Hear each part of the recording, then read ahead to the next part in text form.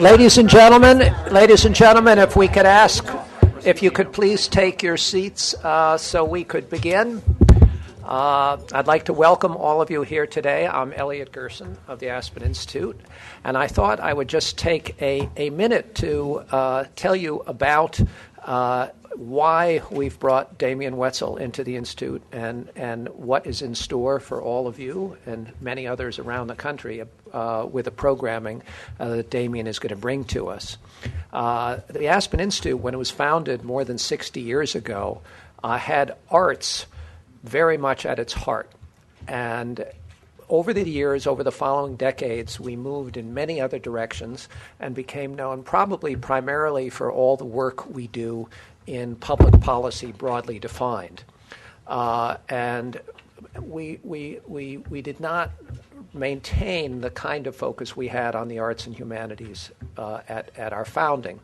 A number of years ago, spurred particularly by the vision and generosity of two of our trustees, the late Sidney Harmon and Michael Eisner, we decided that we really wanted to bring the arts back to the center of what the Institute does, to make sure that artists' sensibilities are recognized and represented in all of our programming, and also that we do a great deal of programming about the arts and its enormous contribution to society.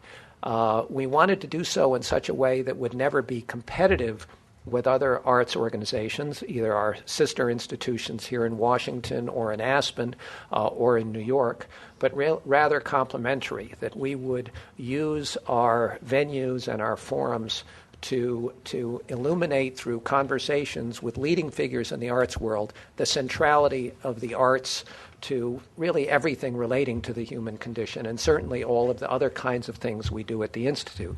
So as we decided to expand this program and we're looking for people to lead it, it became very easy to choose Damien Wetzel to do that.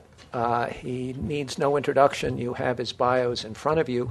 But especially those of you in Washington who may not yet be familiar with Damien, you're going to be in for a treat. We had our first New York program with Damien. Was it last week, Damien? Yes. With the artist and sculptor Eric Fischel, and it was stellar. And this really is the launch of our Washington programming with Damien. Those of you who are able to come and see us in Aspen in the summer are already familiar with the quality of what he does there. Before I turn things over to him, I want to make a couple of acknowledgments. I noticed our CEO, Walter Isaacson, here, and he has been a tremendous inspiration and patron for our programming in the arts. And I want to make a special thanks and acknowledgement to Michelle Smith, who all of you know is one of our trustees and is sponsoring a series of conversations that you'll be participating in the arts. And of course, next to her, Alma Gildenhorn in this room, named for her and Joe. We thank you very much as well. So, with all of that and hoping to see many of you at many future occasions, it's nice to see some new faces, those not as familiar to the Institute here today. I turn things over to the director of the arts program at the Institute and the director of the Harmon Eisner Program for Artists in Residence, Damien Wetzel. Thank you. Thank you, Elliot. Well, with an introduction like that, I better deliver. It's truly a pleasure to begin. This is, as Elliot said, the first event that I have endeavored in D.C. We did one in New York last week, and 2 weeks ago we were in Chicago. The arts program actually presenting a closed-door roundtable with the new CEO of schools there. And I just want to say a word about that, because that in itself is sort of emblematic of what I hope to achieve in this role. What we did there is we had a thing I call Art Strike, which I've created with Yo-Yo Ma, which is basically where artists who are available and willing go into a school or community center and basically create a big ruckus, showing what the arts can do, shining a light on existing programs that are working, making a difference through the arts. And what we decided to do following that, however, and I did this under the auspices of Aspen, was to convene a conversation which included the artists and all the major arts players in arts education in Chicago, with the new CEO of schools. And he came in under Mayor Emanuel, so this is a conversation that was timely in a number of ways, not the least of which was that they're in the process of increasing their school day by 90 minutes, which in itself creates a tremendous opportunity for a revamping of arts education. We had, thankfully, the executive director of PCAA's President's Committee there, Rachel Goslins, under whose leadership we've produced at the PCAH the first comprehensive report on arts education in over 10 years, which is being used by a variety of organizations, both governmental and educational, to bolster the case and the process for arts education. But that effort in Chicago is emblematic of how great art exists. Artists were in the school. We were working with the teaching artists. We were doing all these things. And then what can you do with it beyond that? So that's what I hope to do. But today is,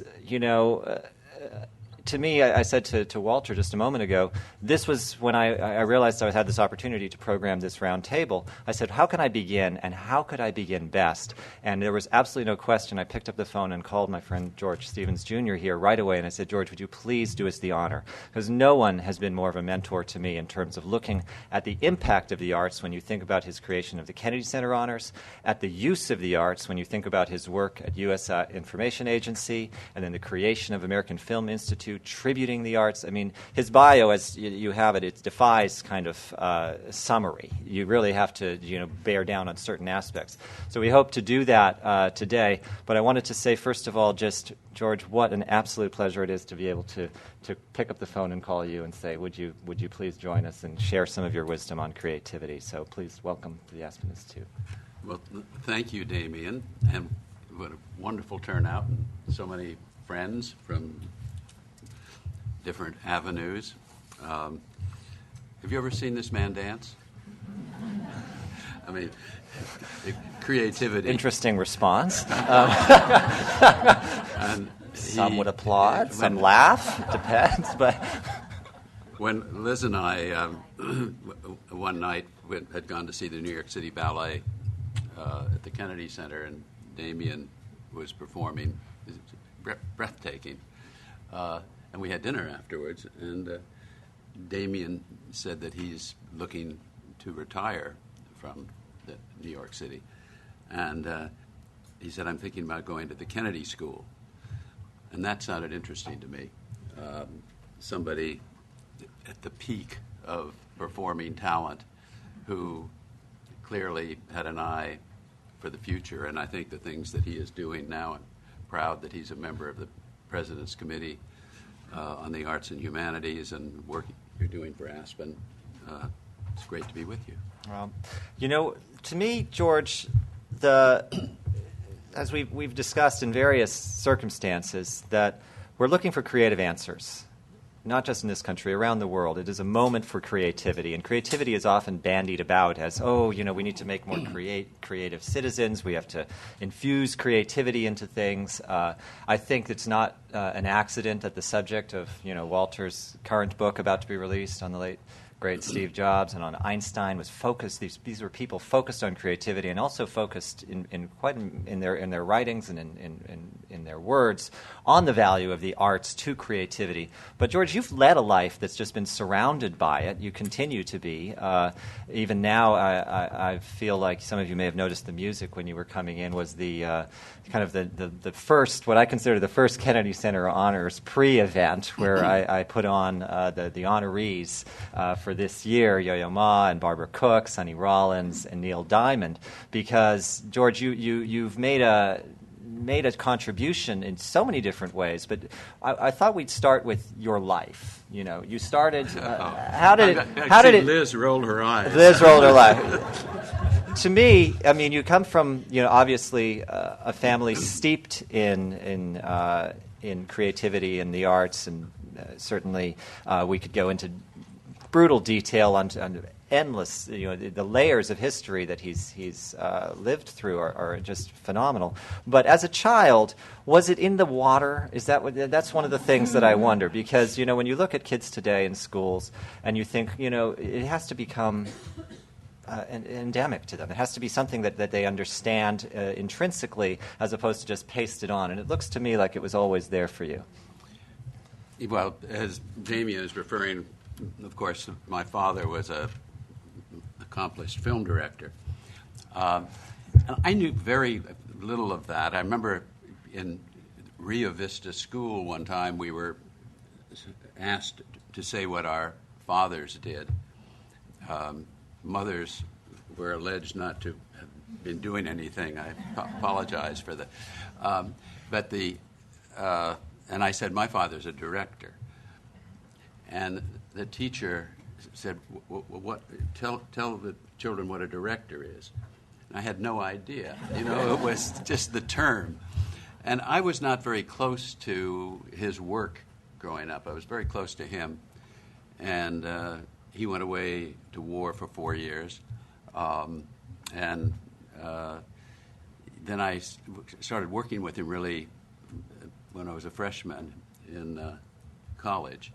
And, I guess the association, and certainly the time I spent working with him to sit in the editing room when he's putting together A Place in the Sun, creativity is, making art out of chaos, really, and, to watch that process. And I do believe that something happened there, that I got gained an understanding of too much, too little. And so he was a tremendous influence. Sounds like you were observing sort of creative decision making from a not this but that all along. But I'm fascinated with that phrase, the order of chaos. What did you just say? How did you say that? Yeah, making order out of chaos. Yeah. A symphony conductor. I'm astounded to watch them kind of rehearse, and there are 100 instruments, and all of a sudden they're as one. Filmmaking, the idea of like Walter Isaacson's book, and then how do you make it into a screenplay? That's a little bit of order out of chaos, and then casting it, and then shooting it, and then editing it, and then putting the music. It's almost anything. Certain things I'm involved in. So it sounds like you give. There's two parts of this to me. It seems there's the ordering the existing parts, but then there's pulling the existing parts, from where. Balanchine once said to Heather, to my wife Heather Watts, who's one of the ballerinas, she complimented him. She said foolishly on the creation of Agon. She said, "Wow, how did you come up with that?" He said, "Me." Said Stravinsky. He took it from the air. I had the music. And if you think about that in terms of ingredients, that it's all sitting there to be used, and how do we have the audacity, in a sense, just to start using it? And if you think about it, what you just said, it's about finding where everything fits and saying, well, this is better this way, not that way, and just being able to go from there. Yes, countless choices and decisions. What about humility in all of this? What did you learn about that? Because I actually think with that. That's not true, because not. I've never met anybody more humble than George. And speaking to that, I mentioned this to you earlier. One of the things that I've had a great kind of illegal pleasure of doing over the last few years is kind of sneaking into the rehearsals for Kennedy Center Honors, and it's just talk about chaos. Let me tell you, because they're putting this together in just record time. And this is it speaks to goodwill as well, because all the artists are there to contribute. They're all there to salute their heroes. They have this sense of we're here to do it, but that also means that they really want to do it well, and everybody needs what they need, and they have about 4 minutes to do this. And George, through the middle of it, is walking the aisle in a sweater, checking. Everybody okay, making those decisions right and left, looking at the angles. And I do think that takes a certain amount of audacity, but also, you certainly never show any sign of being in charge in that way. You don't need to do that. So where did you learn that? Was that from your father to some extent? He, Warren Beatty, back into this, made a film with my father's last film, and it was somewhat troubled with the delayed for actor reasons, which we won't go into. But he said, I was watching him, and it was so frustrating, and throughout that he never raised his voice through all of that. And Warren, at the time, had just finished making Reds, and he said, I was starring the movie, I was directing the movie, I was courting the leading lady. He said, but I just took George as a model, and throughout all of that, I never raised my voice. And I think, there are the Otto Premingers who used to scream at everybody. But, I think if you create sort of a spirit of calm, it helps everybody. Mm-hmm. Well, it's certainly, what I've observed, it goes counter to certain models that we see now in the, kind of the theatrics of politics. That's one of the things that I intend to, take a look at in future programs is, where the theater is in politics, how we kind of juxtapose truth and theater in politics, which I think is an interesting aspect of hyperbole. And you're saying that it doesn't do you any good to some extent. Yeah, it gets in the way. The other thing I kind of learned from my father, which influenced so much of my work, the American Film Institute, the Kennedy Center Honors. That's a little story, but we went to the Academy Awards, and it was the year of A Place in the Sun, his film with Montgomery Clift and Elizabeth Taylor. And times were different. Dad drove the car, and my mother and grandmother were in the back seat, and I was in the front seat. And coming home, there was an Oscar between us on the seat. And I think I was 17, and I was pretty exciting. And he was driving the car, and he looked over at me, and I think he thought I was too excited. And he smiled, and he said, he said, we'll have a better idea of what kind of a film this is in about 25 years. And the test of time became kind of our mantra at the American Film Institute when we started the Life Achievement Award. And the Kennedy Center Honors is about career achievement, and that's really how he thought. And he said there are a lot of films that are very fashionable in their day, but you look at them 5 years later, and you kind of say, well, what's that?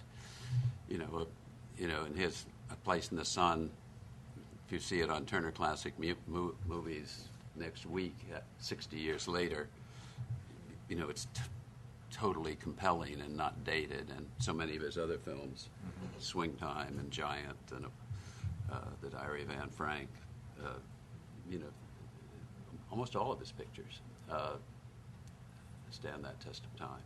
And I think that's an important concept, in this larger topic of creativity.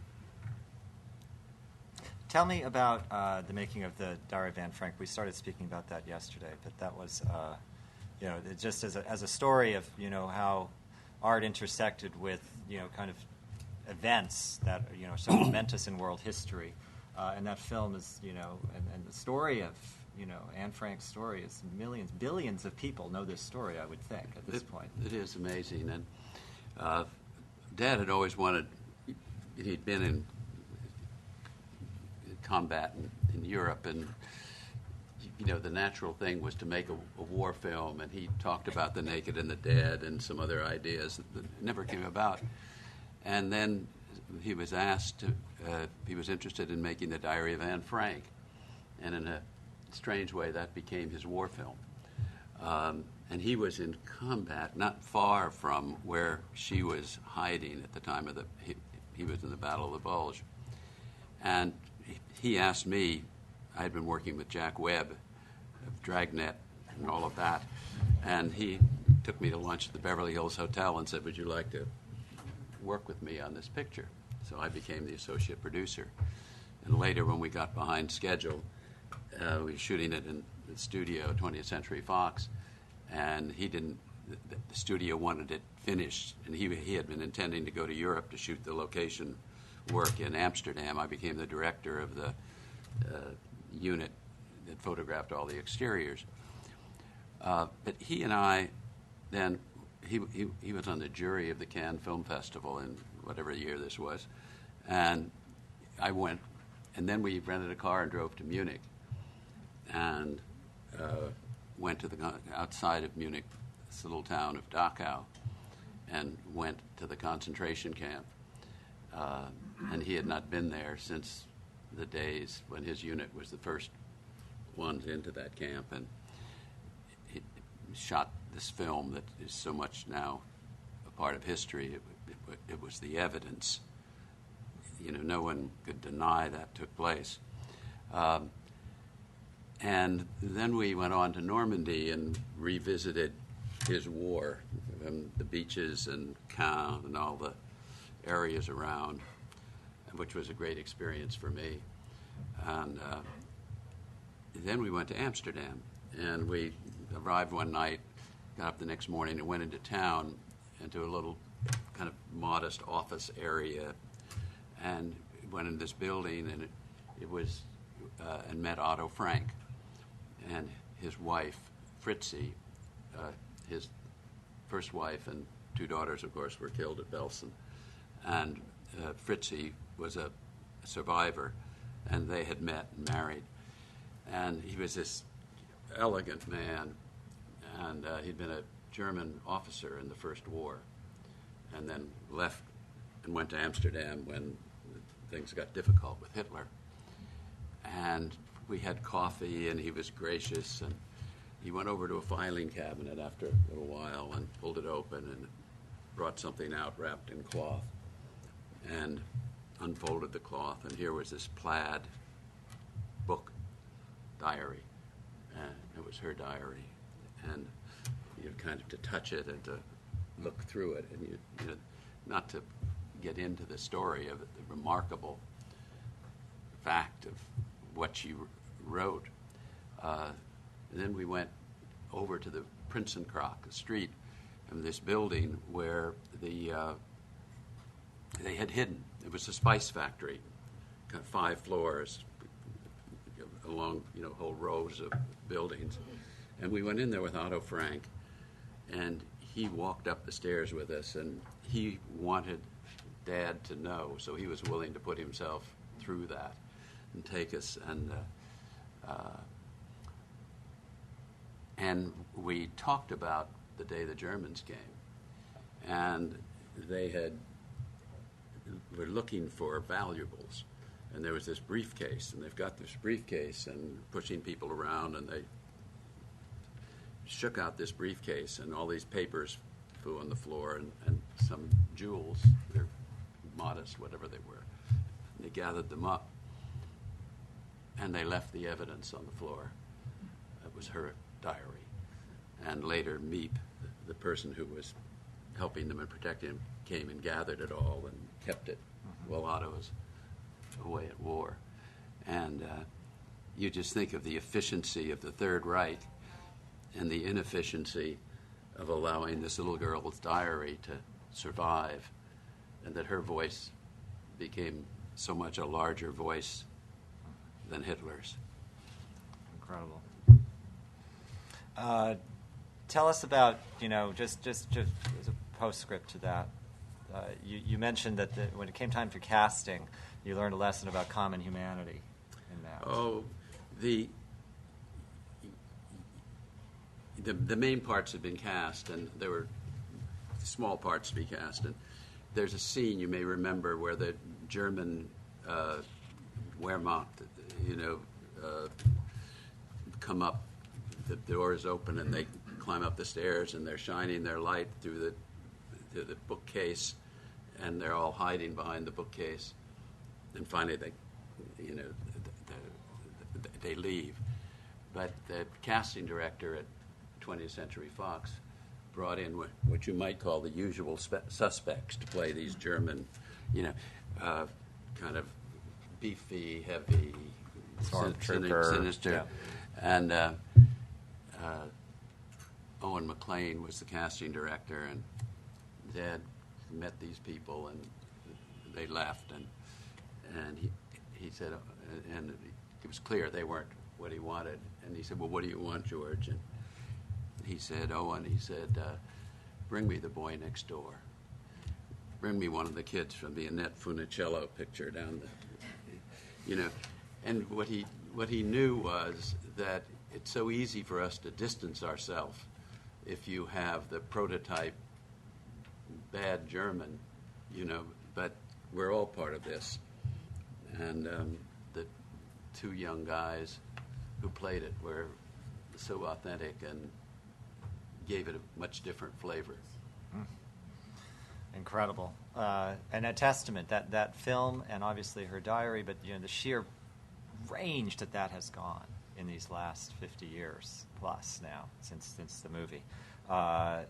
Shortly after that, though, a whole other aspect of creativity, you switched gears a lot. You want to tell us about that? You refer to it as the meeting that changed your life in the notes that we did. Yes, I was working. We'd finished the Diary of Anne Frank. I was starting The Greatest Story Ever Told with my father, and I've been directing Peter Gunn and Alfred Hitchcock, doing a lot of great stuff. And President Kennedy was elected, and a friend of mine and I wrote a letter to Ed Murrow saying we'd read that Jackie Kennedy's going to India. This is the Ask Not department. And we said we'd be happy to pro bono make a film about her trip to India. We think it would reflect, well on the country, etc. And that didn't work out. But Murrow came out to talk to the movie people to try and enlist their support. And it was a big dinner at Chasen's, and it was all the moguls and the big directors. And a couple of us wrote Murrow and said, would you have time to meet with some of the young people? This is the new frontier. And we had a meeting at the Directors Guild, about 15 of us. Paul Newman was there, Dick Zanuck. And that evening, I got a call from Samuel Goldwyn Jr. And he said, Ed Murrow would like to meet with you. He's staying at my father's house. And I said, well, that's right. And I said, well, he said he's looking for somebody to run the motion picture division of USIA. And I said, God, I'd love to meet with Murrow, but in fact, I'm really committed to my father, and I wouldn't want to waste his time, and I just don't think that I should do that. He called back later, and he said, Ed said you won't be wasting his time. Obviously, I met with Murrow at Sam Goldwyn's house, and was, to sit with Ed Murrow. I mean, he was, to me, it was after the, his, well, his career. And he had gone, President Kennedy's behest, to run the United States Information Agency. And interesting, he asked to be on the National Security Council, to have a seat on it. He said, I want to be in on the takeoffs as well as the crash landings.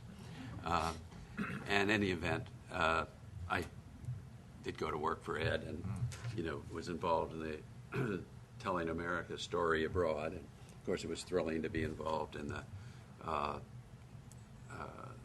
that very exciting time in government, and to be making 300 or 400 films a year for showing overseas.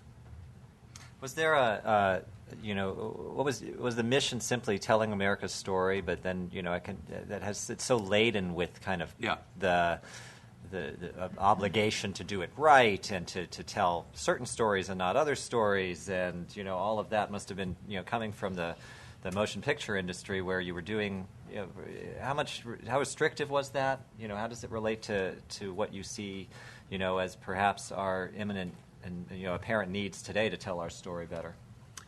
I would say one thing that Murrow loved that job, and he was great at it. He was a real leader, and he had all the Foreign Service officers and everyone in that organization playing at the top of their game, if not over their heads, and that was wonderful. There was kind of a division, as there are in all bureaucracies. There was the Voice of America, the press division, the motion picture and television, and then there's all the Foreign Service officers who were in charge of Africa, Asia, the different areas, and all the posts overseas. And there was the inevitable conflict, like working for a studio or people who have sort of, at least if not approval, a voice in what you're doing. And again, a lesson that I'd learned from my father, when people ask me what is the most important thing you learned, I always say respect for the audience. he did not believe in talking down to the viewer of films. And the Foreign Service officers were very anxious for everything to be very explicit and to guard against any possibility for misinterpretation, which kind of tended to remove the audience's role of responding and using their own imagination. So we had those conflicts, and we made a lot of very good films, and it was a great opportunity, really. Yeah, so that tension between, what the varying needs were, but it seems to me that you brought a sensibility to it that, is the opposite of heavy-handed. The nuance, the same kind of nuance that says "Bring me the boy next door" can translate to these kind of efforts. And at this time, obviously, there's a revamping, even though the USIA doesn't exist anymore, of efforts. And maybe we can ask Rachel a little bit about her experiences and where PCAH fits into this type of effort in cultural diplomacy. But how, in your mind, is that, where does it come from? Did it come from the top? Did Murrow himself just have no time for the heavy-handed, and that's why you could... No, because Murrow respected the Foreign Service officers, but he'd tilt in your direction. Mm-hmm. I learned a lesson from Ed, sadly rather late in his life, the day after President Kennedy was assassinated. We all had to figure out what we were meant to do, and I had decided that I wanted to make the first feature-length film that USIA had ever made. And so I went to talk to Murrow about it. Ed had had his lung removed and had not been with us for some time, and he didn't have his Savile Row suit. I remember he had a green sweater. It was an awful day for everyone. And actually, the first thing, I sat down, and Ed handed me a letter. And it was a letter on White House stationery, and it said, "Dear Ed, we're so happy that you're going to be back. We need you," et cetera, et cetera. And then it said, "I saw The 5 Cities of June the other night. I think it's the best government documentary I've ever seen." This was a film we'd made about President Kennedy's trip to Berlin and 4 other cities. And this was a letter from President Kennedy. Well, of course, it was so moving to hold it. It was dated 5 days earlier.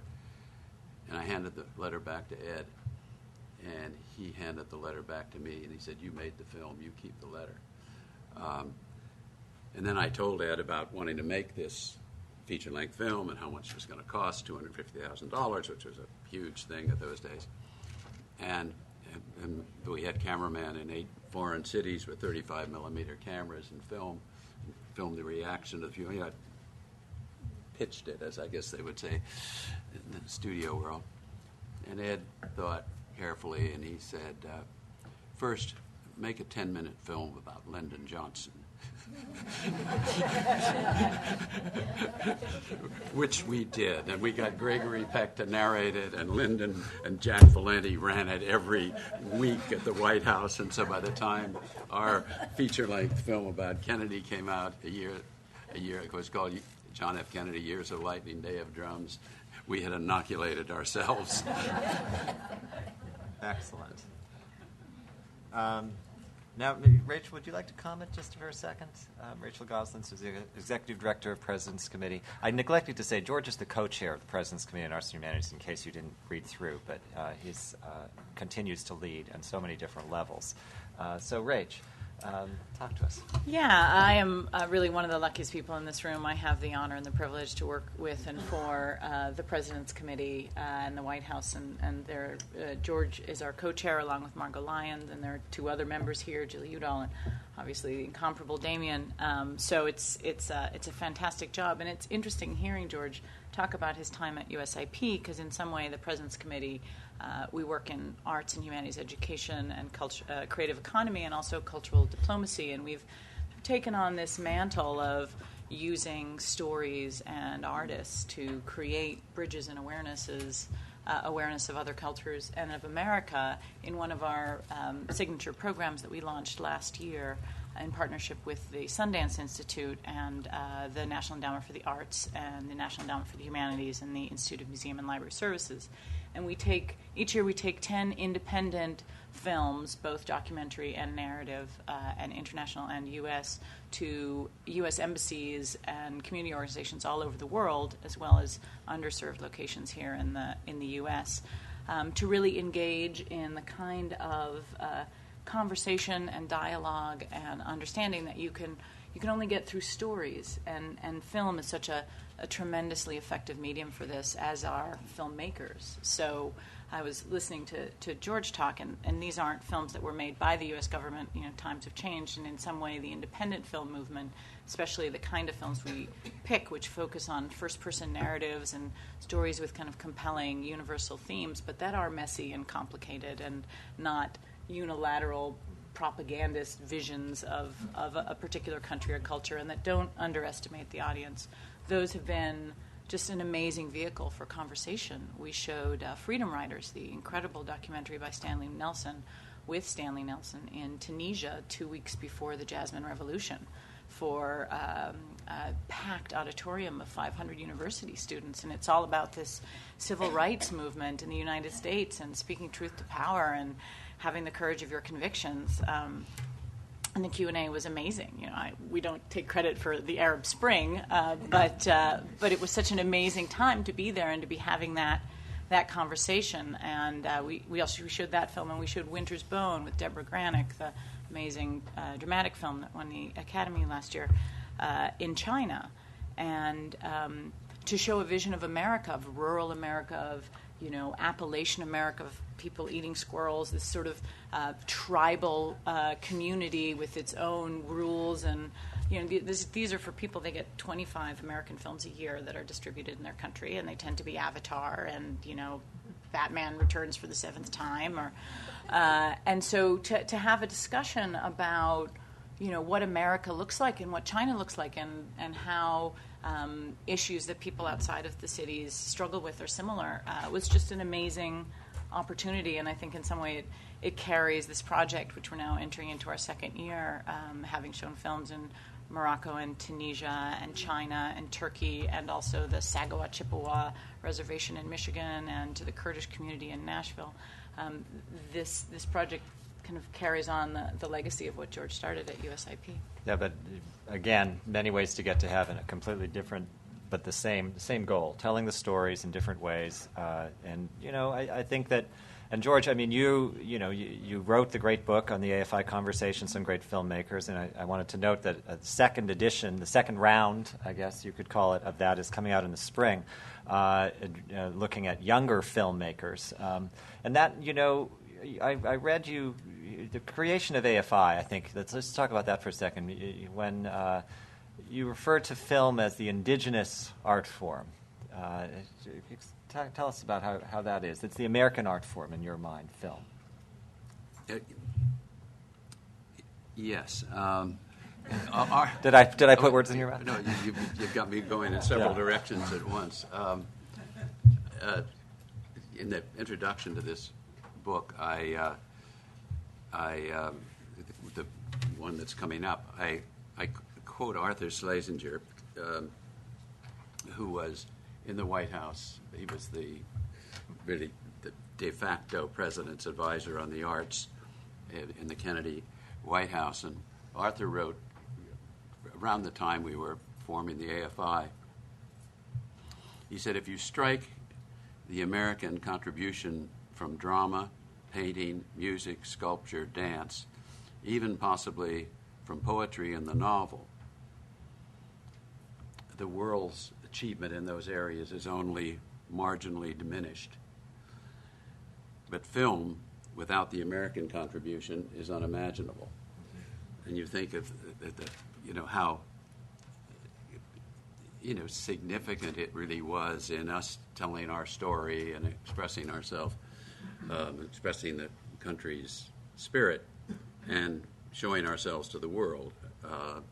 It has evolved in a way that I don't think it quite sustains that original spark. And when the National Endowment was created, I happened to be in the Rose Garden when Johnson signed the National Arts and Humanities Act, and they knew much of what they were going to do. I should note that Frank Hodsell was chairman of the endowment for many years, National Endowment for the Arts.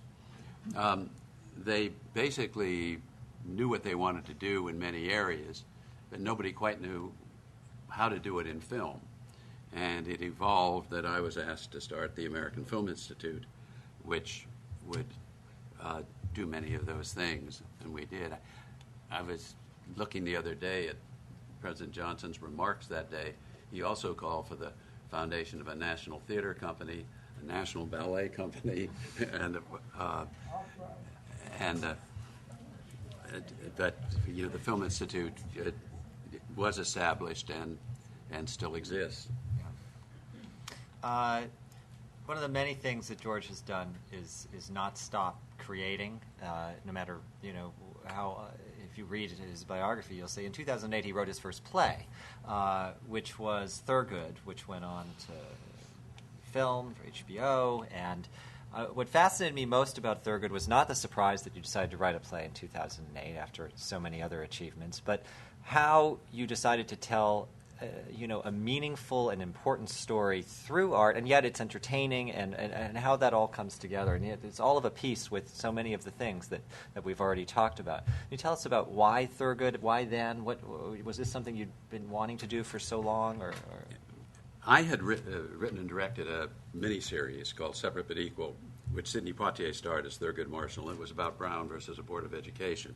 It was very successful, and some years later, Liz and I and Sidney Poitier and Joanna, his wife, were having dinner, and I was sitting next to Sidney, and I said, "What are you up to?" And he said, as he has this kind of princely way he said, "It has been 40 years since I did Raisin in the Sun on Broadway. I want to go back to Broadway." And I don't know where it came from. And I said, "Well, how about I write a play about Thurgood Marshall?"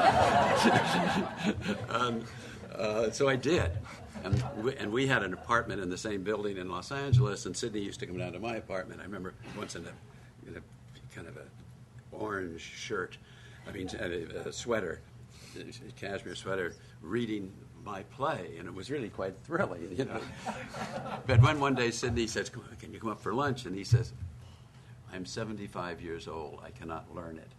So we went on this journey of finding another actor, and eventually Laurence Fishburne did it. But there's a combination of something that you think will be engaging for an audience, and underneath it perhaps some illumination. And Thurgood was such a great figure, and really they use this word now, underserved. Compared to Dr. King, Thurgood does not get the recognition. Without Thurgood, there is no Dr. King. He created the foundation. He created the laws. The established law that made things possible. In the play, he refers to.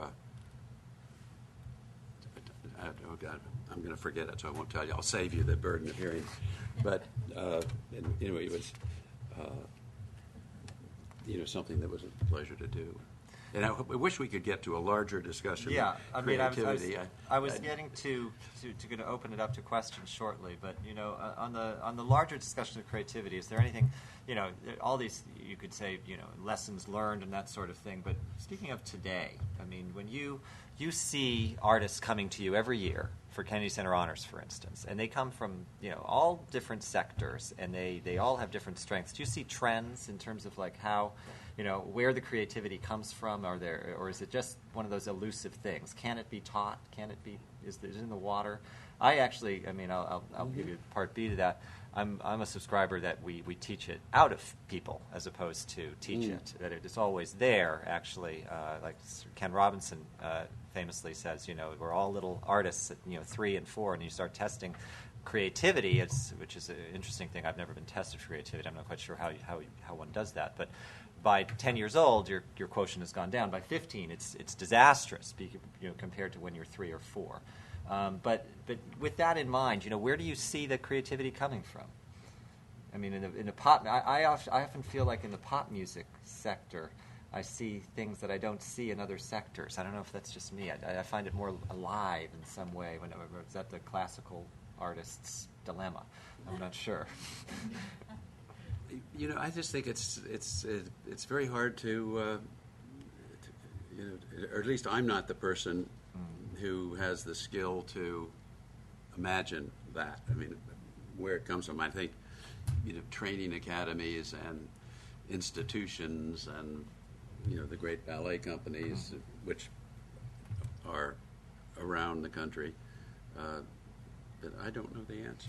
I think you could probably, based on some of the things we've already talked about, the creating order out of chaos. It's like we need the chaos to create order out of. So something about that in itself, about not limiting when we talk about arts education discussions, about how children are given the options as opposed to told this is the way. And then there's that. Does that resonate? You're going to fight with me, Rachel? No, not at all. I don't want to monopolize this conversation at all. But the other thing we've been very involved in under George's leadership and with a tremendous amount of help from Damien has been in arts education. And it just struck me, I was having a conversation with a neuroscientist the other day who does a lot of work in this area, and we were talking about the emphasis on STEM that is sort of prevalent and a big focus of the educational community. And he was saying how that when you teach the STEM subjects, what you're focusing on is the acquisition of information. You're trying to give kids as much information in these very specific skill sets and information sets. But that what the arts teaches... Could you flesh out the acronym? Oh, sorry, STEM, science, technology, engineering, and math. So huge focus on this, a lot of funding, federal and in the private sector going into STEM education because we want to need more scientists and mathematicians and engineers and technologists. But his point and what all of his research has shown is that if you focus on information acquisition without the tools to manipulate that information and to think expansively with that information, you create people who are very good at following rules and believe that everything has a single answer and every equation has a single answer. And so that actually what the arts does, really good arts instruction, is it actually focuses on knowledge suppression and skills and manipulation acquisition, the ability to think in an open-ended way with a lot of different moving pieces and factors and not and that you actually need to suppress the acquisition of information in younger kids so that they can learn tools that when you later on layer in these knowledge subjects, they're able to think more creatively about them as opposed to sequentially. So I thought that was an interesting take on it. I think we see that, and we both have the privilege of being. I work with Yo-Yo Ma quite a bit on different projects, and George has worked with him in various ways for many years, and he's a more nonlinear person you cannot meet. It's because he does not think like I have to think this way. He thinks I need to look for the other ways, and I think that's a lesson for us all in some way about. And yet, it's also the detail-oriented. You described your father, in some of the writings I've read. He just wasn't satisfied till it was really perfect. He just kept going and exhausting the options over and over again. I would open up for questions if anybody has, and we'll start. I would just like to follow up quickly on what Please, Jill. you and Rachel said. I think we're very good at honoring creativity and giving people who are creative awards and recognizing it on that level, but we don't value necessarily creativity as such. So in the education programs we're pursuing now, we have Race for the Top, I think it's called, and we have Leave No Child Behind, whatever. But in none of those programs do you find kids being prized for creativity. It's not a value that's recognized along with other kinds of achievements. And I think until we isolate the idea of creativity as a value we want to promote in this country, we're going to be left with just the lovely idea of presenting people with awards for having surrounded themselves with creative impulses and achieving something, but we're not valuing the idea of creativity enough to really change America. Well, I would say, George, why don't you comment on that? Because I think actually one of the greatest ways that we do shine a light on it is by the awarding of holding people up who are incredibly creative. But how that translates into, the brew that we're feeding, the nation's children is another story. Please. I'm just gonna ask, when you ask a question, if you could just say who you are, and we do have a microphone as well passing if you're not at the table. If you're at the table, you press the button and you will be heard beautifully. Go ahead. Sandra Gibson, just formerly with Association of Performing Arts Presenters, and was with AFI in the 80s with Jeannie in Los Angeles, and now an independent consultant. And I've been speaking recently with Jonah Laird, one of the neuroscientists that's been looking at this work in his book, How We Decide, and the importance of this to cognition and human development. I think there are some small experiments going on in higher education. There are a number of cross-domain creativity initiatives, Illinois, Stanford, that are really exploring creativity writ large with science and technology and the arts. And there's a lot of talk in our arts field, and I want to ask you about this, George, about whether we have the capability to enable creative capacity in our audiences and in the people who watch us who aren't professionals. So what do you think about that? Because there's a lot of discussion about maybe that's part of our role. Well, I think you have to trust the audience. I mean, I don't think you can ever suggest that the audience is limited and they're not adequate for what we're doing. And that's one part of it. And in terms of STEM and all of these theories, it's just not something I'm involved in. I'm interested in it, in our role with the President's Committee, but I don't pose as an expert on, the psychology of creativity. But that larger point about the audience, I think, is the answer. It's not fair to make that the reason that it's a problem, in a sense. I mean, I think that the audience knows. I mean, I can tell you as a dancer, you can feel it slipping away. You know when people are losing. Billy Forsythe told me, a great choreographer, he actually is conducting his performances now from the tech table. They're so tech involved, and the tech on the stage, the videos, kind of spur the dancers from one thing together, and he's reading the audience. He's actually, he's watching their movements, and he's trying to pace things that way. So it's not them, I don't think. Please, Patricia. Hi, I'm Patricia Alper from the Alper Portfolio Group.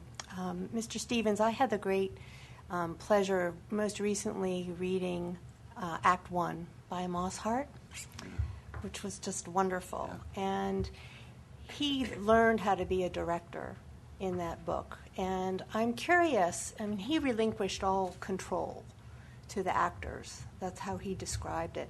And I wondered, in keeping with that, if you can tell us some of your journey as a director. How have you, what have you learned? What is your style, would you say? Well, two things. One is to make the actors comfortable is the first, to create an environment because they come in from all different places. One had a fight with her husband. The other was out too late, and they've all got to now get in the same place, and you want to make it comfortable. My father used to say that remember with Montgomery Clift and Elizabeth Taylor, actors come in and you want them to come with ideas, and they come in and they've been thinking about it, and he said often he just kind of let them do it. So we're just kind of find a place where you're comfortable. You want to start over there, and you can sit here and just play the scene, and let them do it. And then he said, "Okay, well let's just do it another time." And he said there'd come a point where they realized they needed your help.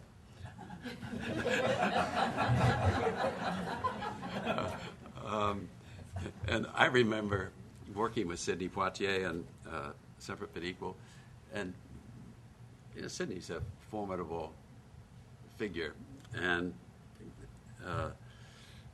nice man. I'm not, but just we're doing a scene, and I had missed out. I had not seen all those comedies that Sidney made, and he directed some, which were, and I had this idea of Sidney when I cast him as Thurgood Marshall, and I found Sidney doing a lot of stuff that I kind of wasn't expecting, just a little more colorful than I was. And I'd say, well, let's do it. I mean, just let's take it a little easy, And it wasn't working. So Sidney, I could see, wanted to talk, and we were in a practical set down in Charleston and with lamps all over the way. So we kind of go back into a room, and now I am standing there with my star, and he is clearly not comfortable. and Sidney said, I don't know what you want, and I don't know where it came from, but I said to him, I think of Thurgood Marshall as a man with secrets. We just looked at one another. And Sidney says, whenever you want that, just say that. And that's, we'd go through the picture, and if Sidney was doing it a little more elaborately than I thought was good for it, I'd say, all right, let's just do one more take, and I'd go over quietly to Sidney and said, can we do one with secrets? And, and then he'd become the Sidney Poitier that I... The one you imagined. Yeah, the one that I wanted. That's interesting. I'm Michelle Boston. I'm here for the Independent Television Service, which has provided films for the film programs in the U.S. State Department. I have a question about audiences, because we now don't have just our audiences who are sitting in the dark watching the stage. We have audiences sitting in front of LCD monitors and looking from their phones as well. How valuable is it to engage those audiences in your work, as to measure impact of what you do, even when it's Kennedy Center Honors? Are you attracting audiences from online as well as, also honoring the artists on stage and having their names carved on the wall? But the question is? The question is, how valuable is it to attract audiences that are not exactly live in a movie theater, but maybe watching from an LCD monitor or from their own smartphone devices? Well, I think, that it just has expanded. So, I mean, I am quite old-fashioned in that I like a big screen. I like to be in the dark, try and create that at home, so I'm not looking at the painting in the corner. But will I ever really be happy about someone seeing a film of mine on an iPhone? Not really. But better they see it than not. Exactly, and it may lead them to see it in another way later. Yeah. Hi, I'm Joanna Brignolo, but just picking up on Michelle's idea, because I was reading the TED founder, I think his name, Wertzman, R.S. Wertzman. He's going to be planning this WWW conference where throughout the world everybody can be hooked up so that they're going to see the event. And so it just seems that this is, his move to this venue, of course, for me it's highly creative, and yet he espouses the idea that most human beings leave their creative selves after they're teenagers, which is a little bit what you spark. But my perception, just as an observer in life, I see there's this burgeoning need out there of so many people want to be seen as creative, and they try to express themselves, whether in performance art or just in any type of venue that is in there. They just want to be seen. And I question, or I'm searching for, how do you help those who want to create have access into? So, well, I would take it kind of in two parts. In one sense, we're talking about children in schools and how are they nurtured, how is their creativity nurtured, and another we're talking about the professional world and I have more experience in the latter, though I'm learning about the other through the President's Committee. I came back from lunch one day, and my assistant said, the director of the FBI is calling you. And I started going back through my mind, what. So I returned the call, and it was William Webster, and he said, "Mr. Stevens," he said, I have to. My son wants to be a filmmaker, and I used to, when running the AFI, people had come, and so many friends would say, "Would you talk to my daughter? That all she wants to do," and they're less so now, but back then they were just mortified. How can this nice young woman grown up here in Washington and gone to the finest school, she wants to go to Hollywood? What have we done? And I used to, they'd come in and they'd say, "God, I love Bergman, and I can't, and Antonioni, they're just so great, and I want to be a director." And I used to be very encouraging. Well, yes, and give them some pointers. And I switched gears, and because there were so many of them I had to see, and I felt that I wasn't really serving them well. And they'd come in and they'd say that, that Truffaut, I really kind of feel that. And so how do I become a director? And I said, I think it's only fair of me to tell you. I said, it's almost impossible, and which it is. How many people become film directors? And I explained the hurdles and what you had to know and how you had to be prepared. And it was perfect, because the ones who were going to do it weren't going to listen to me. And the others, I think I saved them a lot of trouble. Interesting. I mean, I feel like in this with the technology options today, there's actually a tremendous outpouring of directorship. I mean, if you just go to YouTube, that doesn't mean it's any good. There's levels of everything, but I do think that there's a certain creative urge that perhaps is more widespread than once was. I think we were talking earlier about the passing of Mr. Jobs, and simply the way he is being mourned is an artistic expression, a creative thing. My wife cut out a series of newspaper pages in the days following, and she wrote across the top, "How we mourn." And it's staggering if you look at what people did. Not only certainly videos and the famous one with the apple with his face that went around the world in a second, to the displays outside the stores and all of that. So I mean, I think in that sense the creative impulse is alive and well. It's perhaps it's just very different, and in terms of its longevity, we learned this lesson with. A little bit with that. We were talking, Liz and I, about the Little Buck video. Little Buck is this hip-hop dancer who, in the course of an arts education event and then for a President's Committee event, I paired with Yo-Yo Ma doing the Swan. And he danced and Yo-Yo played the Swan. And it's this unlikely juxtaposition, which is very beautiful, grown out of an arts education program, by the way, in Memphis.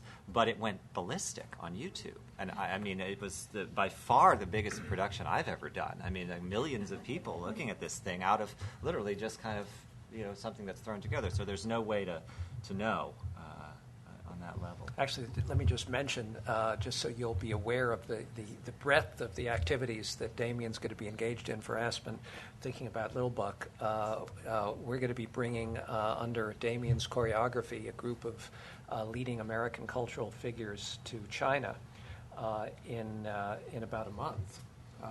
Makes it vaguely sound like they're going to dance, but some of them will. But it's going to be the first ever exchange of its kind with a group of about a dozen leading American artists and a dozen leading Chinese artists engaged in really open and frank conversation about art and creativity in their societies. And the group of artists we're bringing are not just random. They include Yo-Yo Ma, Meryl Streep, and quite a few other very distinguished artists. So that's part of what Damien's mission is, as I mentioned earlier. We'll also be opening the Royal Oman Opera House with a conference at the end of November, where we're going to be bringing people from all over the world to Muscat, Oman, to talk about the importance of art, and particularly in the context of what's going on in their particular neighborhood, with Yemen to the south and Saudi Arabia I think the potential for impact is considerable. So what we're doing are not just conversations like these, as important as they are. Let's take a few more questions, please. Alma. I've had the pleasure of knowing George Stevens Jr. for many years, and I'm a great admirer of the work that he's done. I would like to comment on creativity on one hand and professional creativity on the other. I don't think there's an organization that I work with or a board that I serve on that doesn't have an outreach program that fosters creativity, education in the arts. I mean, when I was growing up, there were no outreach programs, but now there are, and I'm waiting for all of them to kick in. And I believe a lot of them have. But Eugene Istomin, the great pianist, once said to me, I said, "How did you do it, Eugene?" He said, "Well, you know all of those piano competitions?" He said, "There's always one winner. There's one winner. What happens to the other 25 contestants?" A lot of people take piano lessons, but not all of them are going to be great piano players, pianists. But they are creative. You look at a symphony orchestra. You look at dancers. There's one prima ballerina, and there's one Damien Wetzel.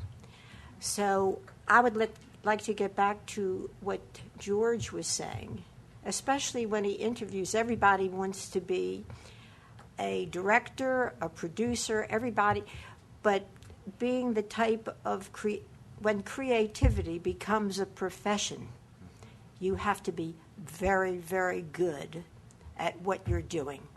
And it's not just one little thing. It's a lifetime. It's a portfolio of step by step, and it's constant.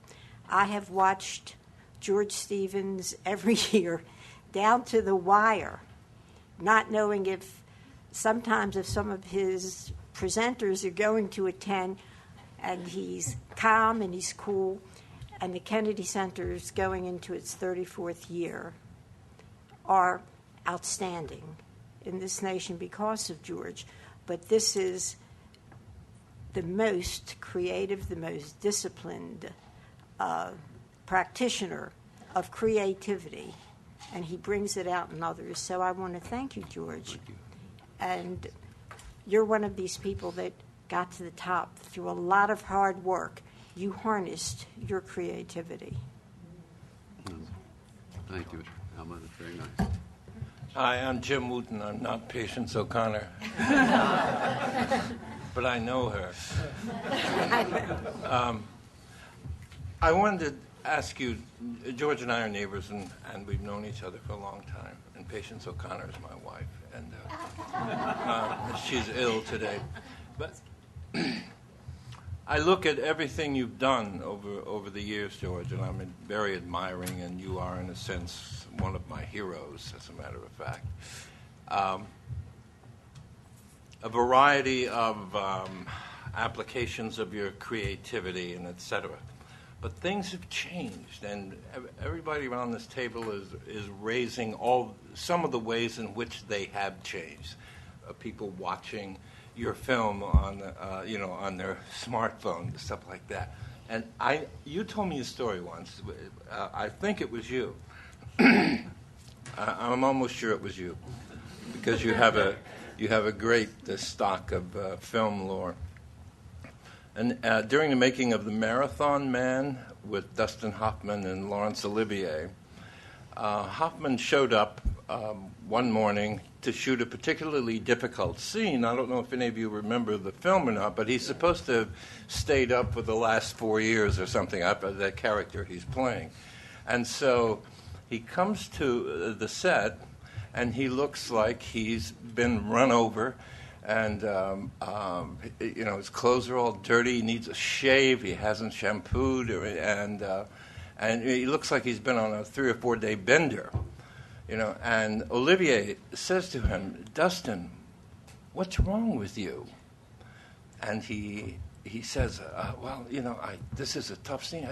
This is the way, I've been living the way this man has been living. And Olivier said, Dustin, there's another way. And Dustin said, what? He said, it's called acting. Yeah. But if you look, I know you told me that story. If you look at every aspect of the arts in America today, it has not merely changed, it is changing all the time. And in the permutations and the mutations and et cetera, just, they're off the charts.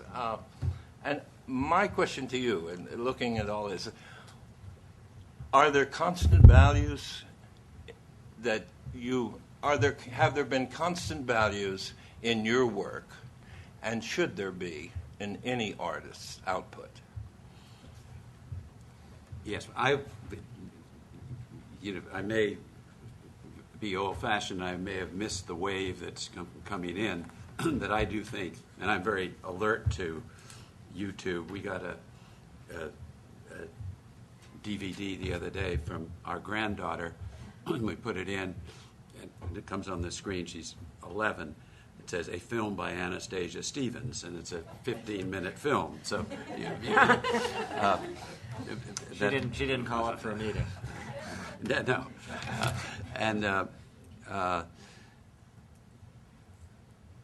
That I think they're constants, and you just look at the people who achieve. I mean, we're talking now about the high professional level. And as you were describing it, I had the privilege of working with Carl Sandburg. He worked with my father and me on The Greatest Story Ever Told. And he was a wonderful, obviously, great man. And we were watching television in an office, and it was, I think, the Today Show or something, and some young movie director was being interviewed. And he was saying, well, as an artist, and Sandberg watched it for a minute, and he growled. He says, artist is a praise word. You don't call yourself an artist.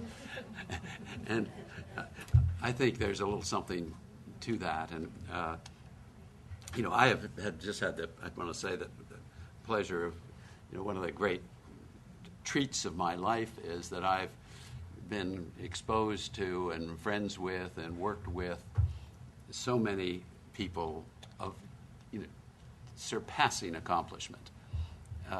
If that doesn't make you humble, it should. But when you talk about Yo-Yo and Leontine Price and Agnes DeMille and Jimmy Cagney and Jimmy Stewart and Hank Fonda and Orson and these are great figures. They all came a different way to what they did. They were artists and they were practical people who found a way to find their place and do their work. Is it going to be time for me to say? I think you thank you. Yeah, I think you it's just such a great turnout, and I think I think people will go out of here and say, well, he was much more skilled at talking about himself than about creativity. Well, I would say that, I would counter that and just say it's all about creativity, all of your work, and it's just been a pleasure having you here. Thank you, George. Thank you all for being here. Thank you.